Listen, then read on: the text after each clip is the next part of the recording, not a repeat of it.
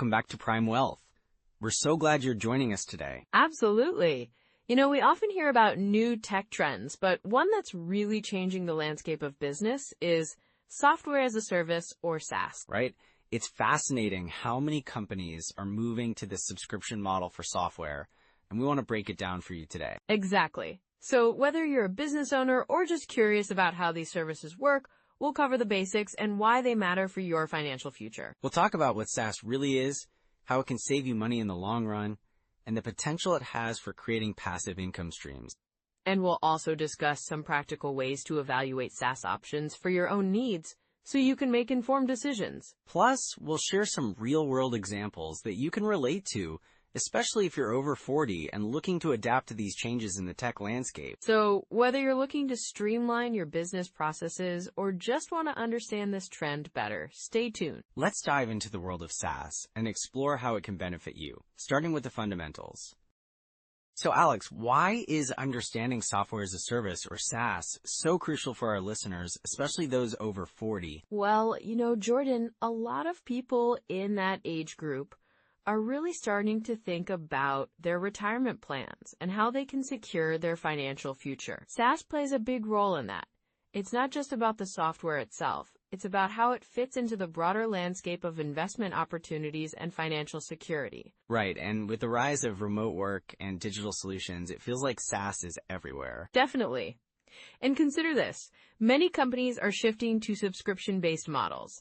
This means they're generating consistent, recurring revenue. For investors, particularly those over 40, that can be a goldmine. It's a shift away from traditional one-time purchases to a more stable income stream. That makes sense. I mean, if you think about it, these companies tend to be more resilient in economic downturns because their revenue isn't so heavily reliant on sales spikes. Exactly. And with inflation being a concern lately, it's important to look for investments that can keep up with or outpace rising costs. SaaS companies often provide that kind of stability because they can adjust their pricing models to match inflation. That's a great point. I can imagine someone in their 40s or 50s being worried about their retirement savings not keeping up with inflation. Absolutely. Let's take a look at an example. Imagine a couple in their late 40s, Jane and Mark. They've done a good job saving for retirement, but they're also feeling the pinch of rising costs. They start exploring investment options and come across a few SaaS companies that have shown consistent growth and profitability. So they might look into investing in those companies, right? Exactly. And here's the kicker. Jane and Mark realize that many of the tools they use daily, like project management software or cloud storage, are SaaS products. They feel a connection to these companies, which can make investing in them more relatable and less intimidating. That emotional connection is so key, isn't it? It can help alleviate some of that anxiety around investments. For sure. And let's not forget about the tech aspect. People over 40 might feel a little overwhelmed by technology sometimes, but understanding SaaS can actually empower them. It's about demystifying these tools and seeing them as part of their financial toolkit. Right. It's like, instead of feeling left behind, they can embrace technology as a way to enhance their financial security. Exactly. Plus, as more businesses adopt SaaS solutions, it's creating new job opportunities and income streams. People can even consider starting their own SaaS businesses or freelancing in areas where they have expertise. That's a fantastic idea. So not only can they invest in these companies, but they might also find ways to create their own SaaS offerings. Yes, and that's particularly important for those over 40 who might be looking for ways to pivot their career or supplement their income as they approach retirement. And with the job market being so unpredictable these days, having multiple income streams is really a smart move. You got it. In fact, studies show that people with diverse income sources tend to feel more financially secure. It gives them that cushion to navigate life's uncertainties, whether it's job loss, unexpected expenses, or even the market downturns we've seen recently. It's all about that financial resilience, isn't it? Absolutely. And as we're talking about these shifts in the economy and the job market, consider the emotional side too. Many people feel anxious about their financial futures, especially as they get older. Understanding SaaS and its potential can not only provide a financial boost, but also peace of mind. That's a powerful combination. It's like saying, I'm taking control of my finances and I have options. Exactly. And think about how many services we rely on that are SaaS-based. Whether it's Netflix for entertainment or Zoom for connecting with family and friends, we're already using these platforms. So it's not just about investing in something new. It's about recognizing the value in what we're already using and how that can translate into financial opportunities. Yes, and this understanding can lead to better decision-making. Instead of fearing technology, they can see it as an ally in their financial journey. And for someone who might be hesitant about investing, being able to relate to a product or service they already use can make all the difference. Definitely. It lowers the intimidation factor. They might think, I know how this works, I can invest in it. And with all of this in mind, what would you say are some core strategies for our listeners to start leveraging SaaS opportunities? Well, first, I'd suggest doing some research on the SaaS companies that resonate with them. Look for businesses that are not just popular, but also have a solid track record of growth and profitability. That sounds like a smart starting point. Then, they should consider diversifying their investments. Instead of putting all their money into one company, look at a variety of SaaS options across different sectors. Right, that way they can spread the risk a bit. Exactly. And lastly, keep an eye on trends. SaaS is evolving quickly, so understanding emerging technologies or platforms can provide a competitive edge in their investment strategy. I love that. It's like being proactive rather than reactive in their financial planning. Absolutely. So those are some immediate steps you can take. Now let's bring everything together. So Alex, let's dive into some core strategies and rules of thumb for anyone looking to really understand software as a service or SaaS. Absolutely, Jordan. A good starting point is to understand what problem the SaaS product is solving. This is crucial because, if it doesn't solve a real issue for you or your business, then it might not be worth the investment. Right. So identifying the problem is key. But once you've done that, what comes next? Well, the next step is to evaluate the features that the software offers. You want to ensure that the features align with your needs. For example, if you're looking at a project management tool, does it have task assignments, deadline tracking, or even integration with your email? That's a great point. It's easy to get swayed by flashy features, but if you're not going to use them, they don't matter, right? Exactly. And then there's the aspect of user experience. You'll want to consider how intuitive the software is. A tool that requires a ton of training might not be the best choice, especially if you have a team that needs to jump in quickly. Yeah, I can see how frustrating that could be. What about pricing? How should someone approach that? Good question.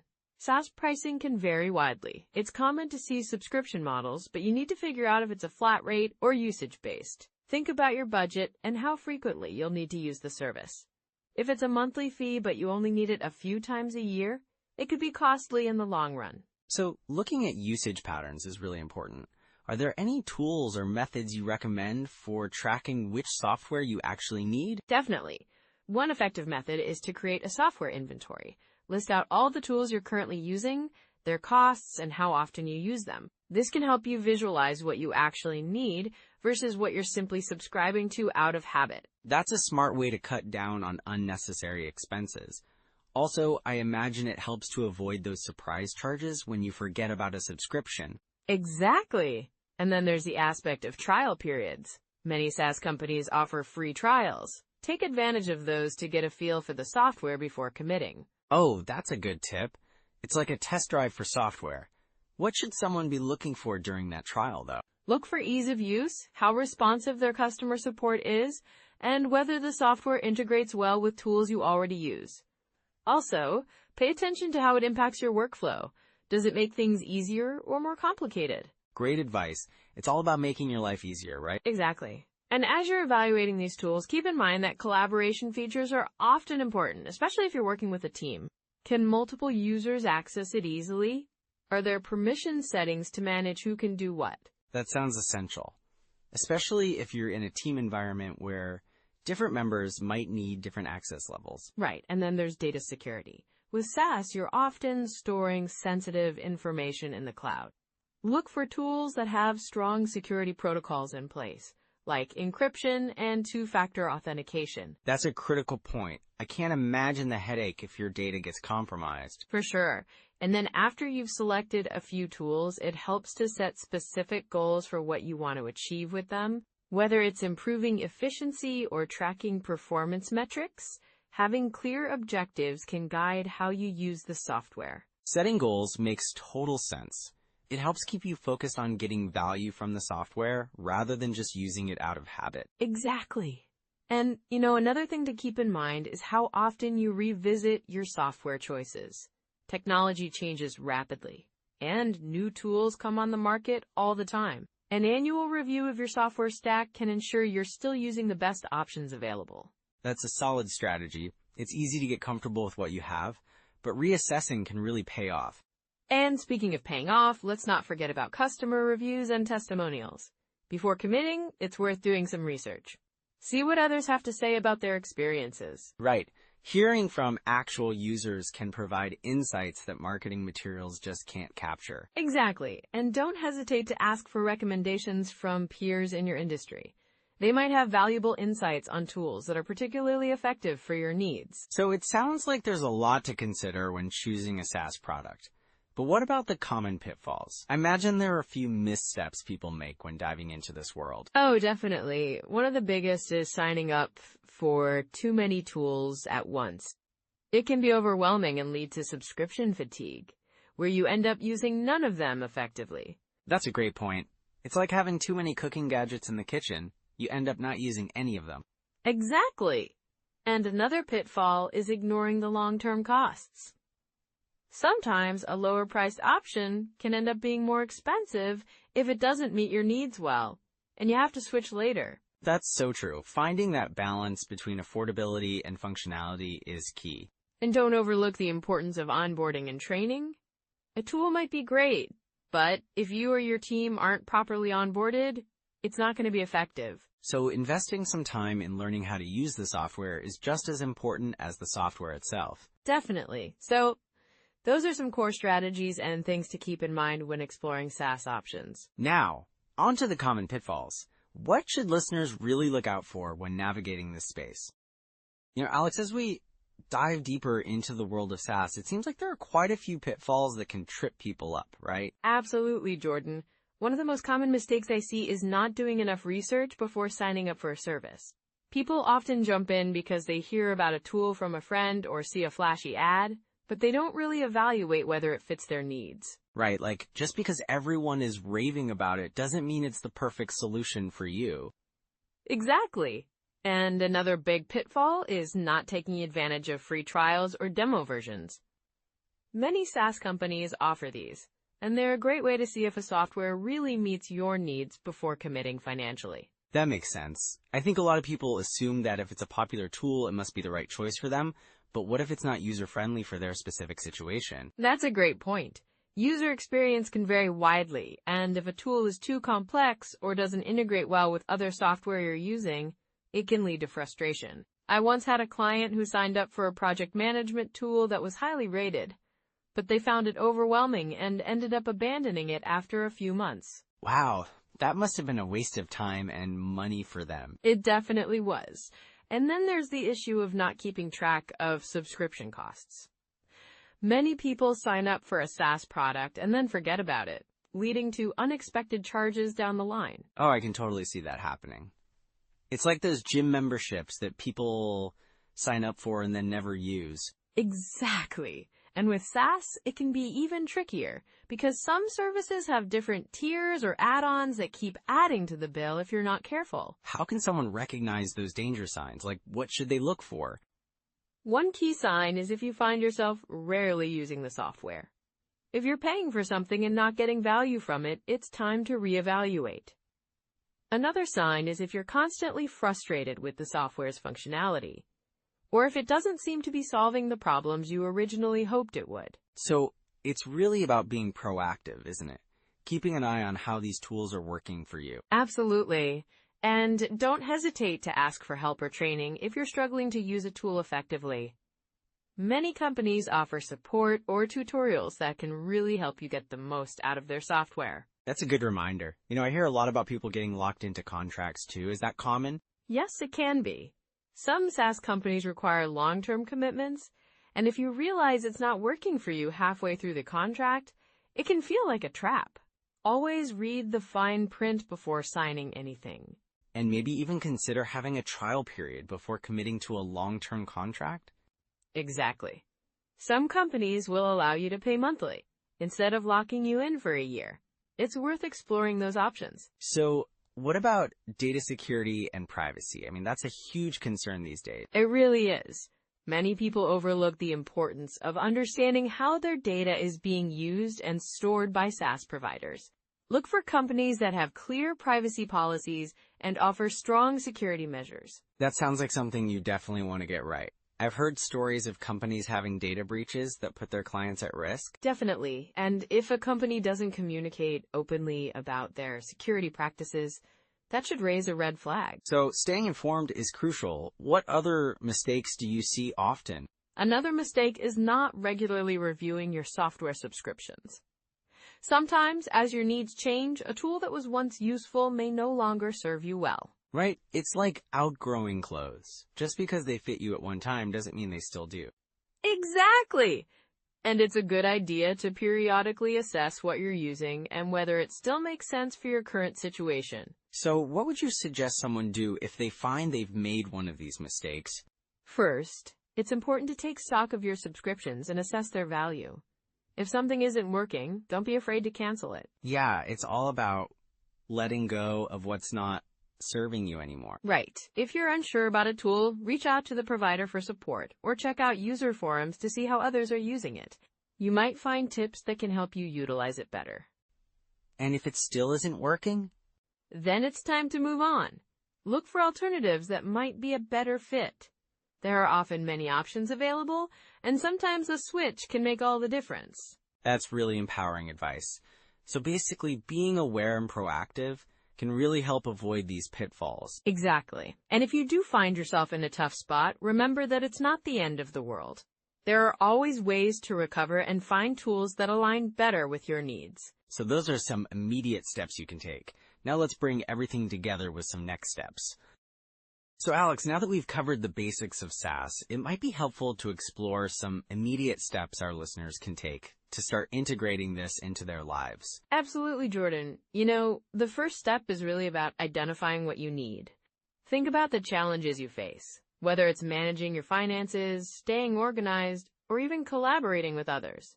What's currently a pain point for you? Right, and once you've pinpointed those areas, you can look for specific SaaS tools that address those needs.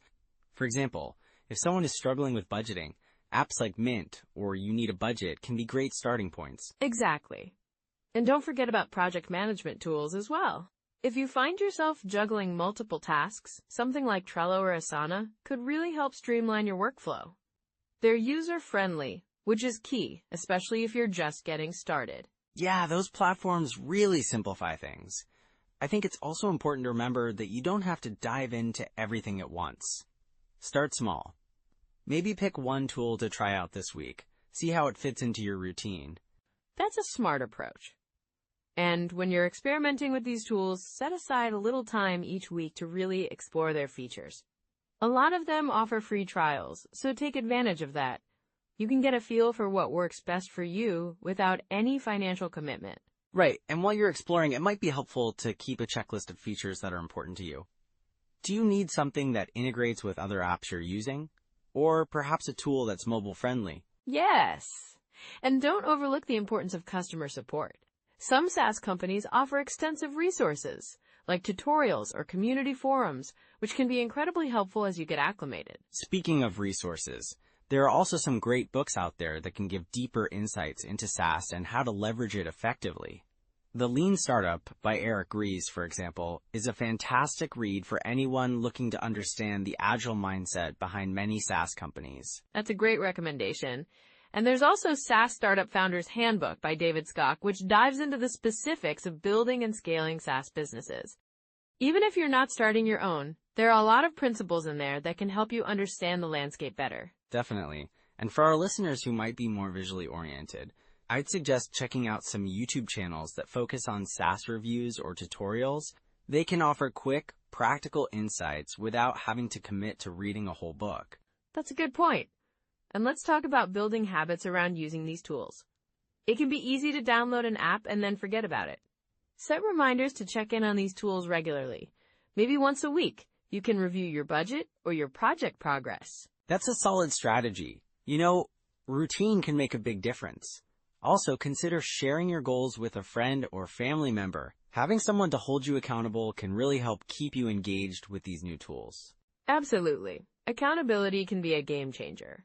And if you want to take it a step further, consider joining online communities or forums related to the SaaS tools you're using. Engaging with others can provide both support and new ideas. Yes, that sense of community can be really motivating.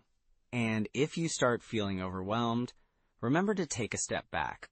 It's perfectly fine to pause and reevaluate what's working for you and what isn't. Exactly. This journey doesn't have to be a sprint. It's more of a marathon. You have time to explore and find what really resonates with you. So, to recap some immediate actions, identify your pain points, choose one tool to explore this week, utilize free trials, create a checklist of important features, and engage with communities. And don't forget to build a routine around these tools, keeping your goals in mind and sharing them with others for accountability. Those are some actionable steps that can lead to meaningful change. Now let's transition into some final thoughts as we wrap everything up. So as we wrap up our discussion on SaaS basics, let's highlight a few key takeaways. Absolutely. First off, remember that SaaS offers flexibility and accessibility. You can access your software from anywhere, which is a huge advantage, especially if you're managing various aspects of your life. Right, and second, the subscription model can be a game changer.